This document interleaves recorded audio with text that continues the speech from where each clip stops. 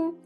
Alors, vous allez voir dans quelques instants l'enregistrement d'une conférence que j'ai donnée il y a quelque temps auprès d'une communauté d'entrepreneurs. Et plutôt que de faire une conférence un peu standard où on donne les grands principes du personal branding, j'ai voulu m'appuyer d'une étude de cas que je destinais à ma communauté en faisant le décortiquage, je dirais, du personal branding de Richard Branson. Pourquoi Richard Branson? En fait, Richard Branson, c'est un serial entrepreneur extraordinaire hors pair. Il a, je crois, plus de 300 entreprises sous l'égide de Virgin. C'est considérable. Je crois que si on les prend toutes ensemble, ça représente à peu près plus de 12 milliards de dollars. C'est énorme. Et alors, ce qui est particulier chez lui, c'est qu'il a entrepris dans 8 secteurs d'activité complètement différents. On trouve des entreprises lui appartenant dans le domaine de la mode, dans le domaine des transports, que ce soit aérien, il a sa propre compagnie aérienne, mais aussi ferroviaire. Il a bien sûr créé Virgin Mobile, donc il a été sur le marché de la téléphonie. Il a également été présent dans le domaine de la musique, bien entendu. Ce sont quand même des gros morceaux, des gros secteurs. Et il a été également, il y est toujours d'ailleurs, dans le domaine de l'aérospatial. Donc, c'est un entrepreneur pur et dur, je dirais poussé à l'extrême. Et étudier son personal branding est vraiment, vraiment d'une richesse qui va vous permettre de vraiment comprendre certaines ficelles du personal branding pour que vous puissiez vous-même l'appliquer à votre propre marque personnelle. Donc, comme je vous le disais, en fait, le début n'a malheureusement pas été enregistré. Donc, je vais vous faire cette introduction là maintenant avec vous. Donc voici le plan que j'ai voulu suivre pour cette conférence. Donc au début, je vais commencer par vous raconter son histoire personnelle. Et pourquoi? Il faut bien comprendre que le personal branding, c'est à la croisée de 4 éléments fondamentaux. Le personal branding, c'est à la croisée de votre histoire personnelle, de vos aspirations profondes, des opportunités qui se présentent à vous dans le sens de votre environnement, la conjoncture dans laquelle vous vous trouvez, et également de vos talents personnels. Voilà, c'est un savant alliage d'un mélange de tous ces éléments. Et donc, je vais vous les présenter de façon détaillée dans le cas de Richard Branson, ce qui peut également vous donner des idées pour votre propre marque personnelle. En sachant qu'il ne s'agit pas d'inventer, mais vraiment de partir de soi, comme je le dis très régulièrement dans n'importe quel de mes contenus. Du coup, on va commencer donc par l'histoire de Richard Branson. Ensuite, je vais vous présenter le carré magique de Richard Branson. Ça vous aidera en fait pour votre propre marketing. C'est un petit peu ces 4 piliers qui garantissent son succès. En fait, je dirais une forme de vademecum ou de 4 lois que Richard Branson a toujours suivies dans n'importe lequel de ses business. Et rappelez-vous, il a plus de 300 entreprises à son actif. Et ensuite, je vais vous montrer jusqu'où peut vous emmener le personal branding. Donc, je ne vous en dis pas plus. Et enfin, je vais vous poser cette question de faut-il mieux développer son personal branding ou construire et créer sa propre marque? Le cas de Richard Branson est un merveilleux exemple pour répondre à cette question. Donc maintenant, je vais vous donner le petit bout qui manquait de l'histoire de Richard Branson. Il faut savoir que Richard Branson est né avec l'entrepreneuriat dans le sang. C'est vraiment quelque chose qu'il porte, qu'il vibre très très fort parce qu'à l'âge de 9 ans, il s'est lancé dans un commerce de vente de sapins de Noël. Il a voulu se lancer là-dedans en plantant des sapins dans son jardin. Malheureusement, ça n'a pas fonctionné comme il le souhaitait parce que planter des sapins, ça demande vraiment un vrai savoir-faire. Et donc, je ne sais plus si ça a été saccagé, ravagé par des animaux ou des nuisibles ou si ça a été malheureusement détérioré par des champignons. Je ne me rappelle plus, mais en tout cas, ça n'a pas fonctionné comme il le souhaitait. Quelque temps après, il s'est pas démonté, il s'est lancé dans un commerce de perruches où il vendait des perroquets. Là aussi, ça n'a pas été très très loin.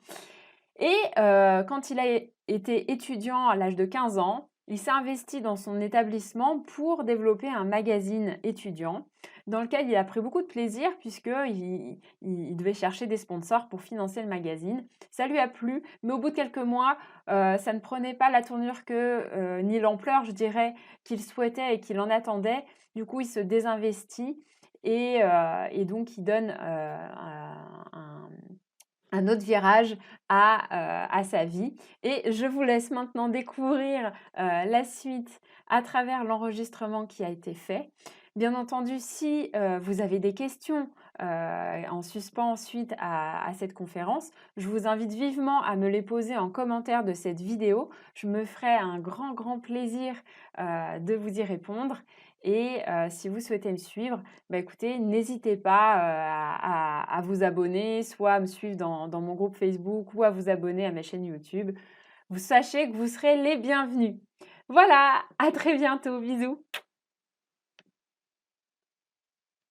Et donc, il y prend beaucoup de plaisir. Néanmoins, à partir d'un certain moment, il se rend bien compte que ça devient une gestion assez lourde et que, très sincèrement, on ne peut pas en vivre, il n'y a pas d'avenir en fait, et je pense que ça doit un petit peu le saouler en fait.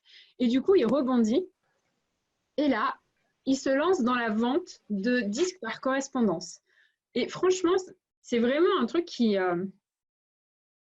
c'est quelque chose qui... pardon, j'ai été absorbée par un commentaire. Et du coup, c'est quelque chose qui vraiment est hyper lucratif à l'époque, et même, je dirais, plutôt novateur. Je crois même qu'il arrive à contourner des règles du fisc ou quelque chose comme ça. Il se fait un peu épingler par rapport à ça. Mais j'ai envie de dire qu'importe, ce n'est pas le sujet. Il saisit une opportunité, il sent le marché et il y va et ça marche. Et quelques années plus tard, il se trouve qu'il y a une grosse grève de la part de la Poste qui fait que très clairement, tout son business est ralenti en fait à cause de ça. C'est un petit peu le cas en ce moment avec le coronavirus pour certaines entreprises. Du coup, lui, il s'est pas démonté. Et du coup, il prend un bail commercial dans une grande rue à Oxford et il investit dans des murs pour pouvoir avoir une dimension, une boutique en fait pour vendre ses CD autre que par le biais de la voie par correspondance. Et donc, à la suite de ça, ça marche bien. Et il décide d'investir dans une propriété. Le premier investissement en fait qu'il fait avec son premier pécule, j'ai envie de dire, c'est d'investir dans une propriété. Et qu'est-ce qu'il fait dans cette propriété? Il dédie une pièce à la création d'un studio.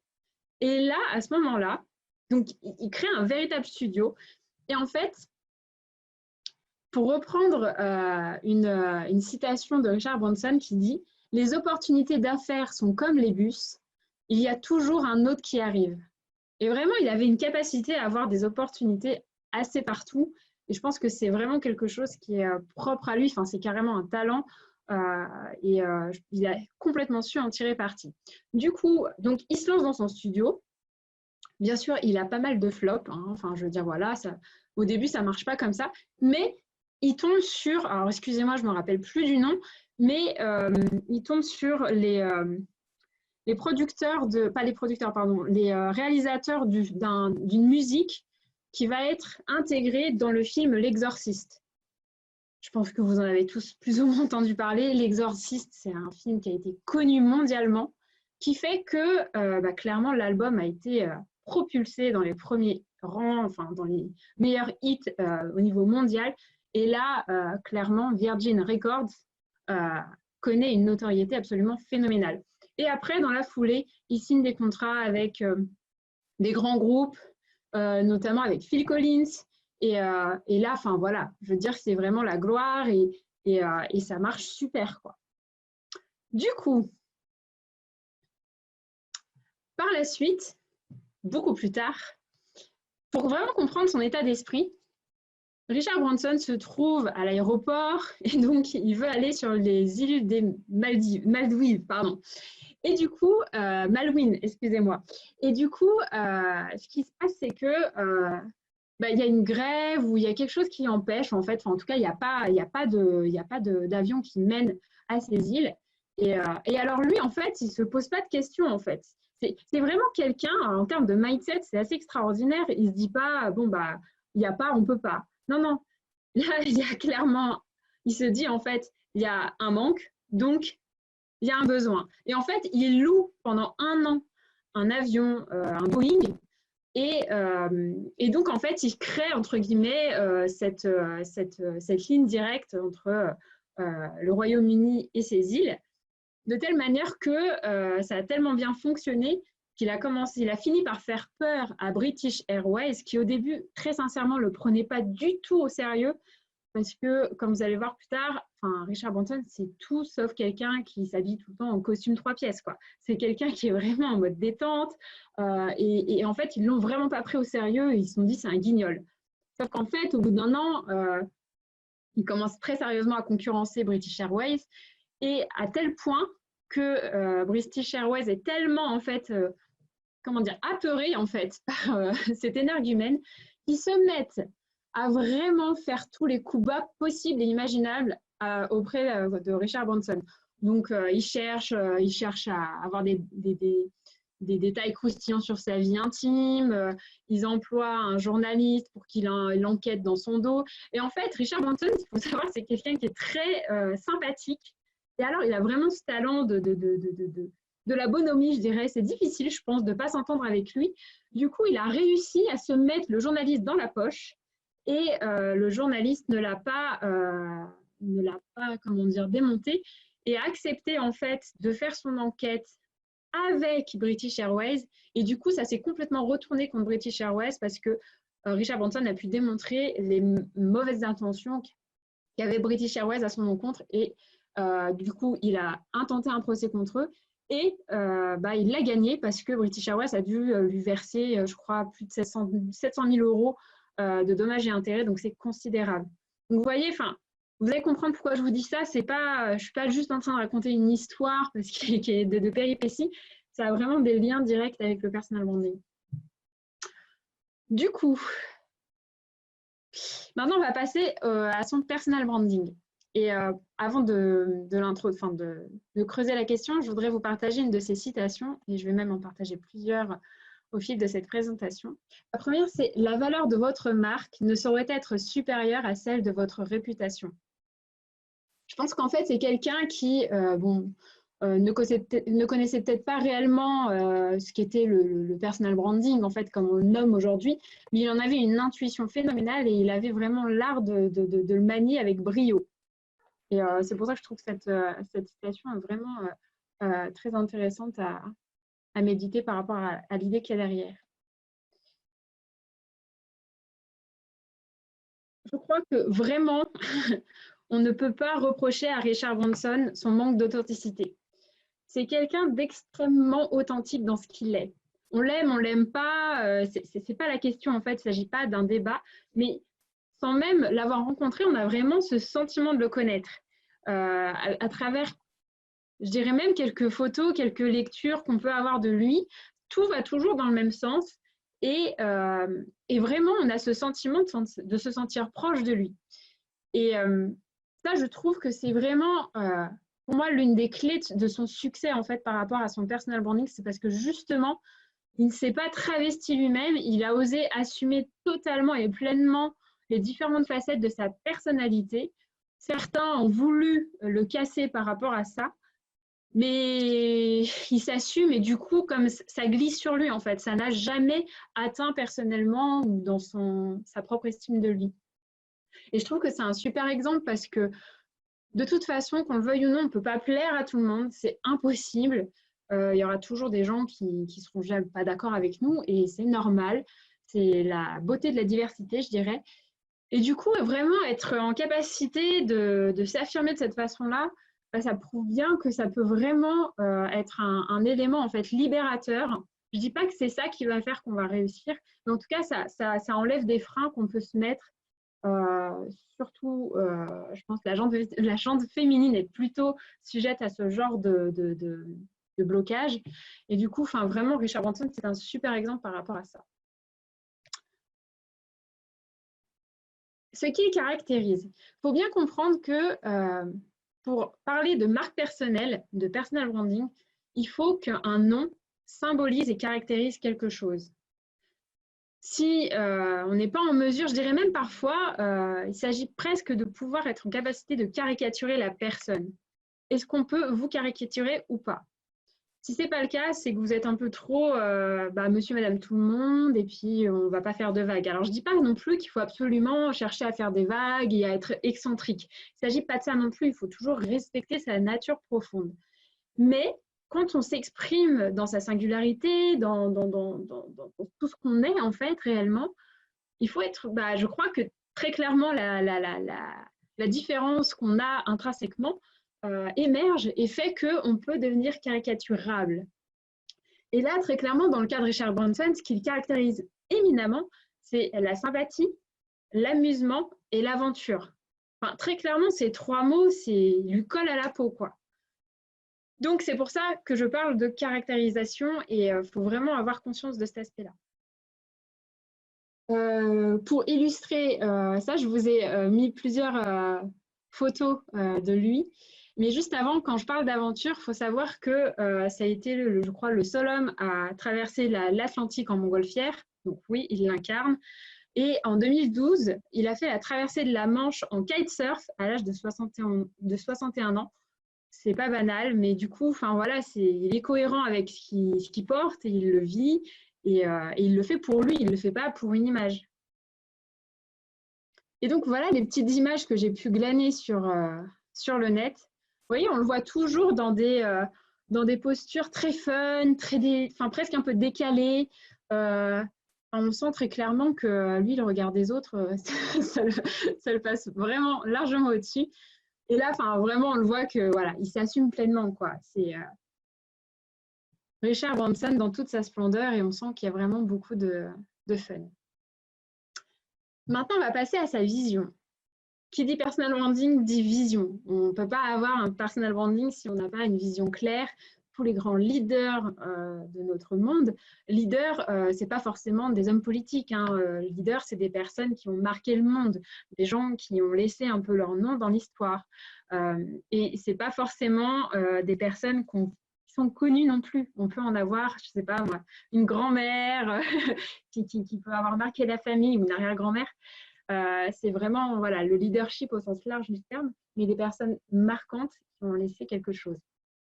Donc sa vision, je prends une citation de Richard Branson, c'est « Parce que je ne vois pas Virgin comme une société, mais comme un mode de vie, et que j'en profite pleinement, je ne pense pas que je prendrai ma retraite un jour. » On voit bien que quand il dit ça, c'est vraiment, Virgin, c'est son bébé, quoi. C'est vraiment son bébé. Et très clairement, quand il le fait, tout ce qu'il vit à travers son entreprise, c'est par passion qu'il le fait.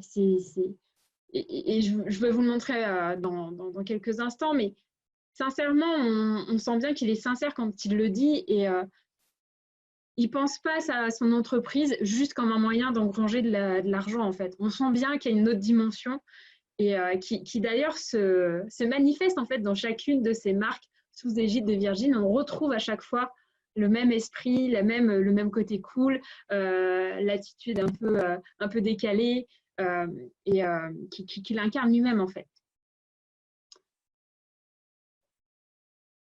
Attendez, je voulais juste rajouter quelque chose sur sa vision. C'est que c'est vraiment quelque chose qu'il porte en fait tant par rapport à sa vie, il l'a prouvé et je crois ça va faire le lien avec son grand message, mais c'est véritablement quelqu'un d'autodidacte. Et ouais, ça fait le lien avec le message, excusez-moi. Il a dit « Je ne me suis jamais lancé dans un business uniquement pour gagner de l'argent. Si cela doit être l'unique motivation, alors je pense qu'il vaut mieux rester chez soi. » Bon, c'est fort, on voit bien que ça fait lien avec la citation de juste avant. C'est vraiment, il a une vision, il a quelque chose qui le porte beaucoup plus que le simple fait d'engranger de l'argent. Mais il n'a pas dit que ça. Pardon. Je ne fais jamais appel à des comptables avant de me lancer dans une affaire. Et troisième citation, passez 3 mois à diriger une affaire ou à essayer d'en monter une et vous apprendrez autant qu'en 3 ans passés dans une business school. Il faut savoir que lui, il n'a même pas eu le bac. Comme je vous disais, il était dyslexique Et son proviseur, je crois, lui avait prophétisé en lui disant, toi, de toute façon, soit tu finiras par faire de la prison, soit tu seras milliardaire. Bon, bah, il avait du flair. Mais du coup, faut vraiment comprendre qu'il incarne ce côté tout est possible de c'est pas parce qu'on manque d'expérience qu'on ne peut pas être légitime pour la réussite et le succès. Et d'ailleurs, il en a même fait quelque part une force, puisqu'il va même jusqu'à dire non, mais c'est justement parce que nous, on n'est pas expérimenté dans les domaines, juste pour bien se prendre conscience, hein, il n'est pas que dans la musique, il est dans la musique, les agences de voyage, le prêt-à-porter, les clubs de sport. Enfin, je crois qu'il a tout fait. Tous les domaines imaginables, il a tout tenté, Richard Branson, à travers sa marque Virgin. Et très clairement, on est d'accord, il avait de l'expérience dans aucun de ces domaines et il l'a fait. Alors, je ne dis pas qu'il a à chaque fois réussi, on est bien d'accord, hein, il y a énormément d'échecs dans le lot de 300 entreprises, mais il n'empêche qu'il l'a fait. Et vraiment, le fait je crois que ça en fait rêver d'ailleurs certains, ces jeunes qui ont du mal à se retrouver dans les études et enfin voilà, c'est pas fait pour eux, c'est pas des intellectuels, et en même temps ils ont cette ambition intérieure de vouloir réussir dans les affaires. Très clairement, le fait d'avoir Richard Branson comme mentor, j'ai envie de dire, Richard, comment dire, inspire en fait ces personnes-là et apporte et nourrit en fait un espoir auprès de ces jeunes qui eux aussi veulent et se reconnaissent en fait à travers lui.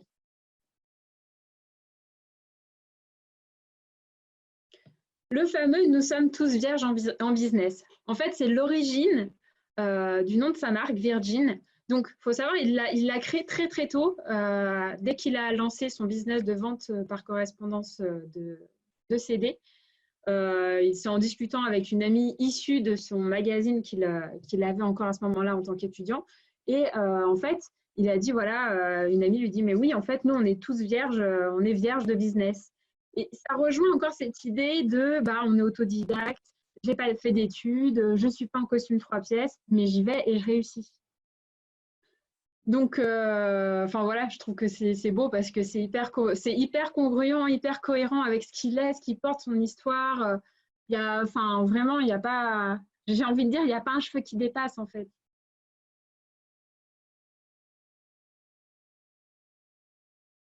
Ses talents.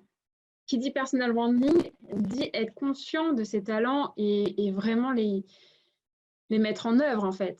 Et j'ai pu en citer quelques-uns déjà tout à l'heure, mais là je voulais mettre à l'honneur son talent de l'audace. C'est clairement quelqu'un qui n'a pas froid aux yeux, qui n'a pas peur et qui fonce. Son côté autodidacte que je viens de souligner. L'ingéniosité et son optimisme imperturbable. Enfin, vraiment, c'est vrai que les gens voient souvent le succès, la face dorée de la médaille, mais ça n'a jamais été un long fleuve tranquille. Enfin, faut bien s'imaginer un business déjà à gérer, c'est plein de responsabilités, surtout quand on est employé, mais 300, c'est juste immense. Et du coup, on a forcément, enfin, on peut, c'est compliqué à dire, mais il a eu beaucoup d'ennemis. Voilà, je dis pas qu'il a que des ennemis, mais voilà, susciter la jalousie, concurrence agressive, etc. Et vraiment, il s'est jamais démonté. Il est toujours resté fidèle à sa nature, en fait, un grand optimiste qui arrive toujours à avoir la bouteille à moitié pleine, quoi qu'il arrive. Je crois même qu'il y a quelques années, en 2012, je crois, je ne sais plus exactement, mais sa propre maison sur son île a cramé.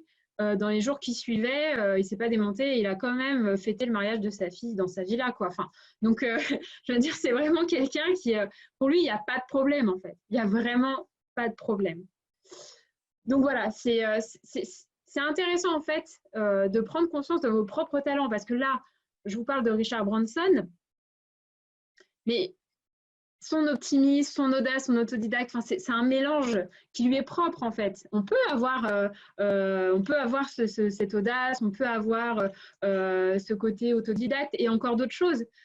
En fait, chacun représente en fait, comment dire, son propre cocktail de talents particuliers qui le rend unique justement. Et en fait, c'est vraiment important pour vous, pour travailler votre marque personnelle à travers votre personal branding, d'être totalement conscient en fait de quels sont vos talents de telle manière de pouvoir en fait en tirer totalement le maximum de bénéfices. Et quand je dis ça, il ne s'agit pas de profit au sens monétaire du terme.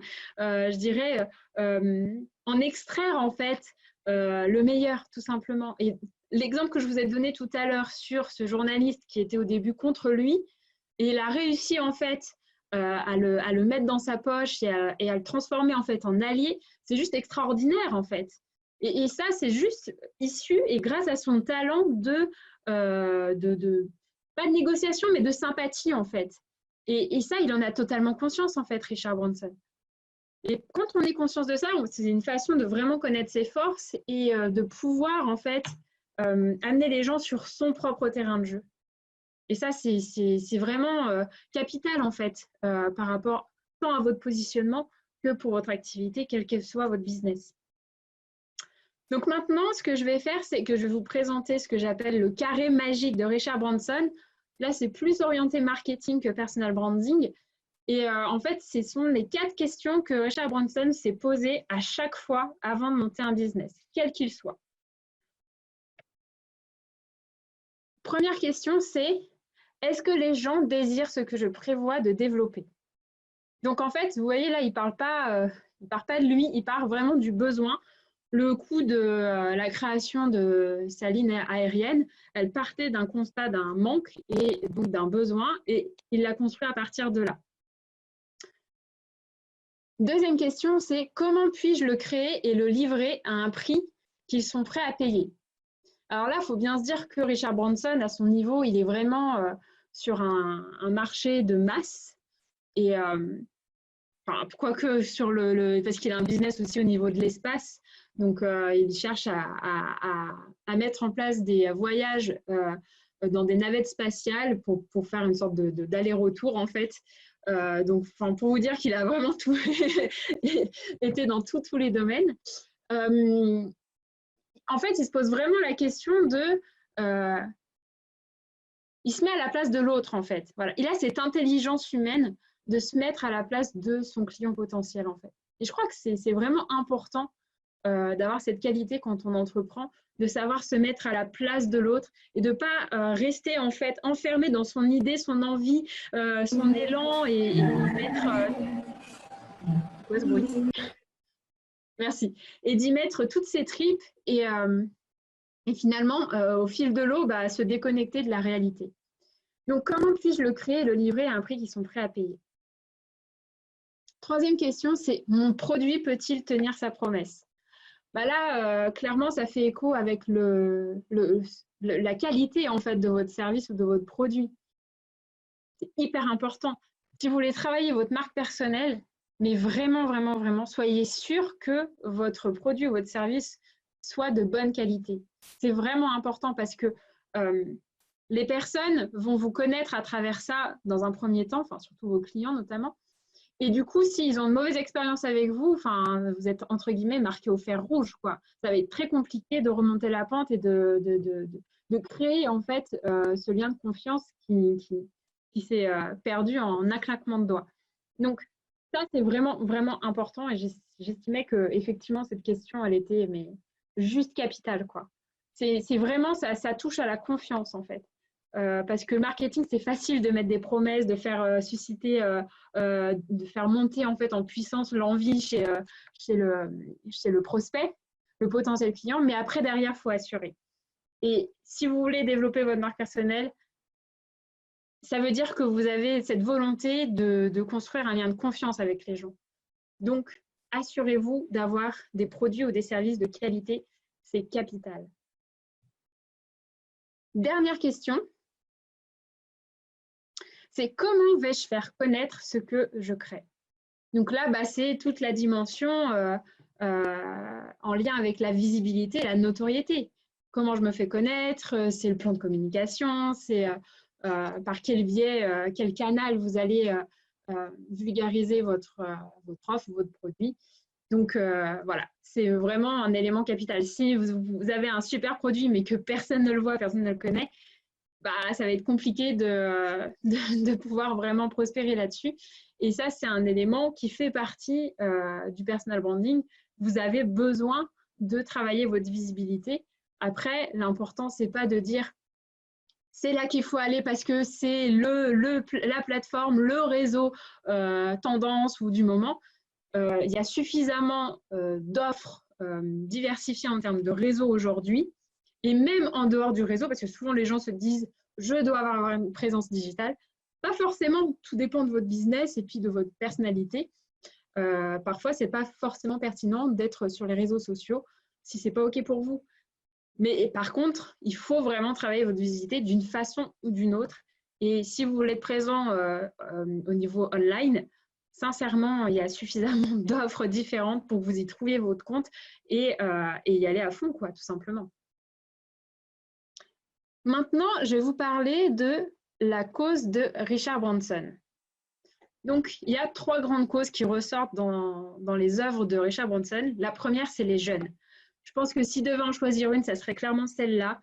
Et d'ailleurs, ça correspond bien à ce qu'il dégage lui-même. Enfin, il a plus de 60 ans et franchement, on sent bien qu'il a un côté encore très jeune, il a l'esprit vif, jeune, et il aime la jeunesse. Et la façon dont il soutient la jeunesse, il a créé il y a quelques années Virgin Startup en Angleterre, et donc il finance, il forme et il accompagne des jeunes qui souhaitent créer leur startup. Et donc, il leur donne sans rétention ses conseils pour réussir leur business. Donc, je trouve ça vraiment beau et totalement cohérent avec sa marque personnelle. La deuxième grande cause qu'il a, c'est la santé.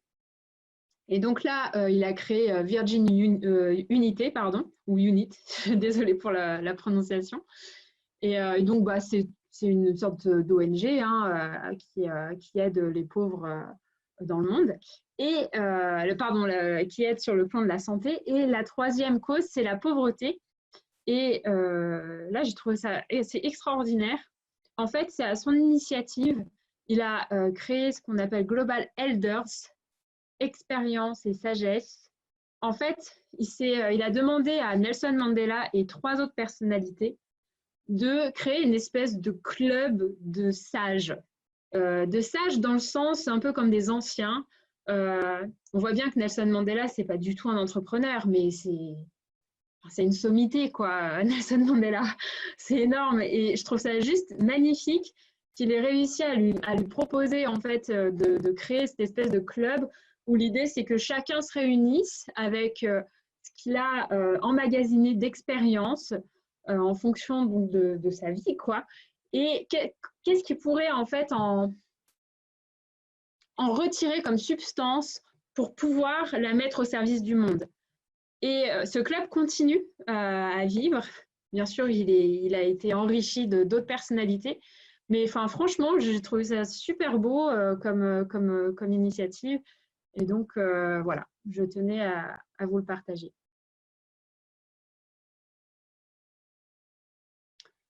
Alors, jusqu'où peut emmener le personal branding? C'est assez fou. À l'heure actuelle, c'est la 34e fortune du Royaume-Uni, donc évaluée à presque 5 milliards de dollars. Il est 312e fortune mondiale. Il a été nommé chevalier en l'an 2000, donc il a quand même été anobli. C'est pas rien, je pense que personne ne l'aurait envisagé quand il était jeune. Et il a même fait des apparitions dans le cinéma. Donc il a fait une petite apparition dans le film Casino Royale. Il a tourné dans un épisode de la série Friends et il a été aussi dans le film Le Tour du monde en 80 jours. Donc je trouve ça assez sympa et en fait c'est vrai souvent je dis quand on travaille son personal branding et vraiment dans l'authenticité etc. Il y a véritablement des opportunités qui se présentent en fait à nous assez naturellement en fait en plus de tout le travail qu'on fait. Et là, on est d'accord, ça a une échelle vraiment assez grandiose. Mais quand même, je veux dire, c'est pas rien. Enfin, je veux dire, certes, il est issu d'une famille bourgeoise, mais quand on regarde, il a un côté un peu caïd. Et franchement, personne n'aurait parié un copec sur lui pour dire, voilà, dans X années, dans 50 ans, tu seras noble, quoi. Enfin, ça paraît juste assez fou, quoi. Donc, voilà, le personal branding, c'est vraiment quelque chose qui peut vous mener loin. Après, c'est en fonction de vos envies aussi, quoi. Je pense que, on le voit très bien dans Friends, c'est tout à fait cohérent en fait de l'imaginer dans un épisode. Il n'y a rien de choquant. Dans le Tour du monde en 80 jours, c'est pareil. Enfin, franchement, c'est tellement un aventurier, un sportif dans l'âme que le réalisateur, en fait, c'est une façon de renforcer l'image de marque de Richard Branson et aussi de faire bénéficier au film de l'aura de Richard Branson au sein du film, quoi. Donc, c'est coup double. Donc voilà, ça peut vraiment nous mener loin. Tout ça pourquoi? Tout ça pourquoi? Comme je vous l'ai dit, le moteur principal de Richard Branson n'est pas l'argent. Et je crois que peut-être que ça l'a été à ses tout débuts. Franchement, c'est fort probable. Mais je pense qu'à l'heure d'aujourd'hui, il a tellement d'expérience en termes d'entrepreneuriat qu'en fait, s'il devait tout perdre et recommencer à zéro, il saurait exactement comment se remonter en fait. Et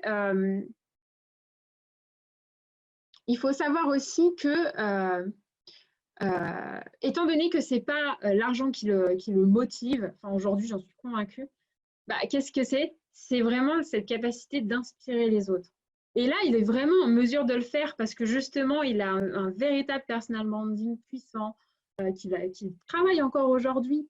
Et vraiment, c'est ça qui fait qu'il va pouvoir inspirer des jeunes qui rêvent en fait de pouvoir faire comme lui. Et sincèrement, il n'est pas plus intelligent qu'un autre, Richard Branson. Il faut bien être au clair là-dessus.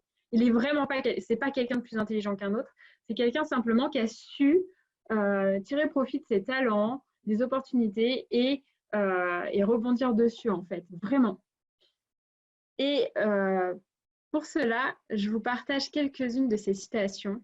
C'est « Vous n'apprenez pas à marcher en suivant les règles, vous apprenez à marcher en essayant et en chutant. » C'est pas le premier à dire ça, on est bien d'accord, mais je crois que franchement, il l'incarne parce qu'il en a essuyé des échecs. Hein. Contre Coca-Cola, ça a été un échec cuisant. Il y a eu aussi un problème avec l'une de ses lignes de fer. Alors, c'était pas son train qui était en cause, mais un train qui a déraillé, il y a eu un mort. Enfin bon, son projet aussi dans l'espace, catastrophique, il y a eu un mort aussi, avec des blessés. Donc, il en a eu des échecs, hein, vraiment. Mais il se remet toujours à cheval et il continue, il persévère. Et je crois vraiment que c'est important si vous avez quelque chose qui vous tient vraiment à cœur par rapport à l'entrepreneuriat.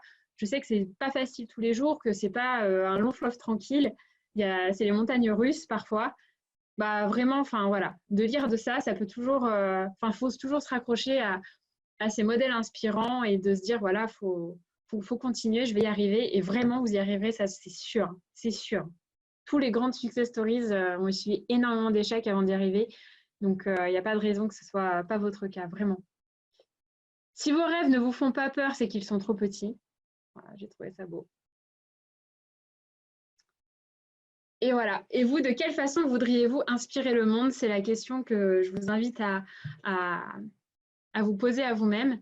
Et je voudrais juste aussi ajouter un élément, c'est que quelle est la différence en fait entre le personal branding de Richard Branson et sa marque Virgin?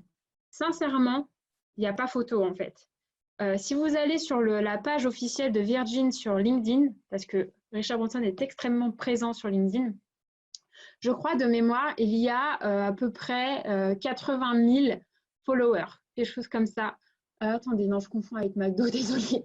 Non, il y a 16 000, c'est ça. Il y a 16 000 personnes qui suivent la page officielle de Virgin.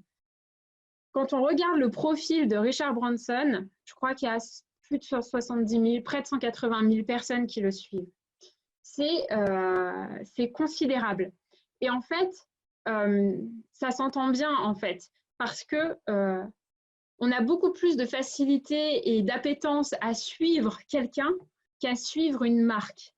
Et sincèrement, Virgin a connu plein de péripéties. Regardez, il n'y a plus en France de magasins Virgin. Ils ont tous été fermés. Ça ne marche plus, quoi. Pour autant, Richard Branson, il est toujours là, il est toujours avec son sourire, il est toujours prêt, j'ai envie de dire. Et c'est en cela où je trouve que, d'ailleurs, j'ai fait une vidéo, une étude de cas détaillée il n'y a pas très longtemps dessus sur faut-il plutôt créer sa marque ou développer son personal branding. Richard Branson l'incarne parfaitement. S'il fallait choisir réellement qu'une seule des deux, j'inviterais vraiment les personnes à prendre l'option du personal branding parce que ça, c'est quelque chose qui vous suit à vie en fait. Votre marque personnelle, elle fait partie de vous. Une marque, une marque à proprement parler, elle peut mourir en fait du jour au lendemain. Votre marque personnelle, elle va mourir avec vous et encore, elle peut même vous survivre. On le voit bien, Nelson Mandela. Franchement, je veux dire, je pense que même nos enfants sauront qui c'est sans l'avoir jamais rencontré. Steve Jobs, c'est pareil. Ce sont des personnes qui ne sont plus de ce monde et pour autant, leur marque personnelle est tellement forte qu'elle marque justement encore notre temps. Et pour moi, c'est tout l'intérêt en fait du personal branding. Du coup, avant de passer aux questions, pour les personnes qui souhaitent développer davantage leur personal branding, je peux vous mettre à votre disposition un accès à un bilan d'image de marque personnelle que j'ai créé, qui va vous permettre en fait de gagner énormément de clarté justement sur où est-ce que vous en êtes par rapport à votre marque personnelle. Derrière, en fait, vous aurez plein de conseils. J'explique vraiment davantage, plus en profondeur, les mécanismes du personal branding pour que vous puissiez vraiment le comprendre et l'appliquer à votre propre personne. Voilà. Vous pouvez réactiver les micros. Nickel, merci Jennifer. Du coup, je vais réactiver les micros. N'hésitez pas à poser vos questions, c'est le moment. Prelove Paris, merci pour ta présentation. Du coup, le personal branding pro se travaille à travers LinkedIn principalement. Alors, pas du tout. Merci énormément pour ta question.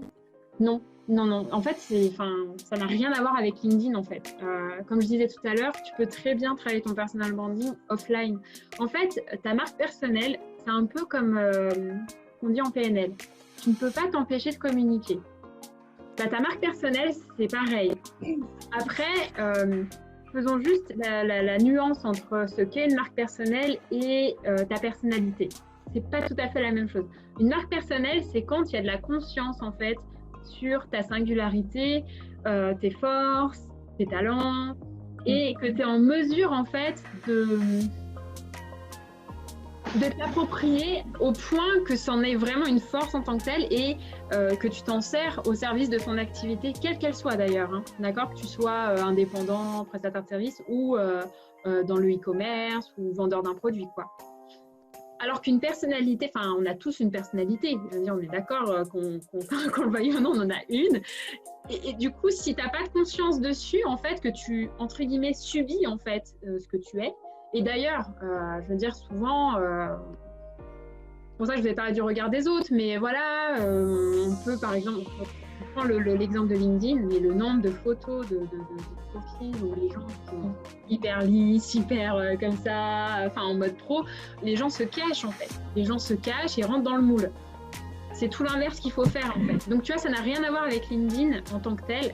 Si toi, ta cible et que tu aimes ce réseau social, vas-y, tu peux y aller. Mais fais-le avec ta façon. D'ailleurs, si tu vas sur le profil de Richard Branson, je suis certaine qu'il n'a pas une photo de profil en mode corporate, quoi. Donc, merci, ça donne envie d'enfin se